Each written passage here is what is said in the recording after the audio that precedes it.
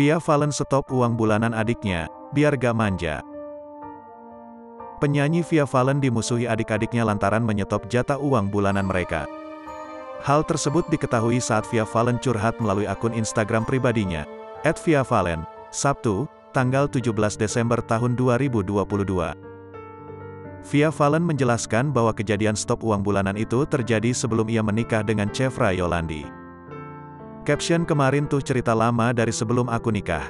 Aku stop jatah bulanan juga udah dari lama. Mungkin sebelum Covid.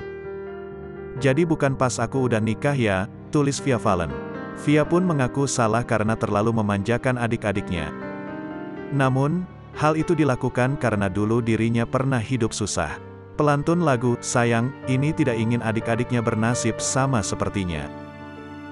Itu sebabnya, Via Valen selalu memberi uang dan fasilitas tanpa petua sama sekali.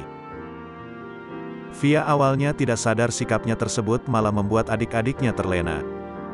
Oke, dari awal mungkin aku yang salah. Karena aku dari keluarga susah. Bahkan untuk kuliah aja aku nggak ada biaya. Pas aku punya uang ya aku nggak mau adik-adikku juga susah kayak aku. Aku fasilitasi, aku jatah tanpa ada petua apapun buat mereka.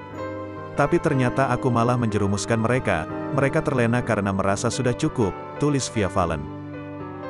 Pada unggahan Instagram story-nya, Via Valen menegaskan bahwa kewajibannya hanya sebatas menghidupi orang tuanya saja. Sedangkan untuk adik-adiknya, mereka seharusnya sudah bisa bekerja sendiri. Aku percaya setiap rezeki yang aku miliki nggak luput dari doa kedua orang tuaku. Makanya sampai kapanpun, orang tuaku adalah prioritas, tulisnya.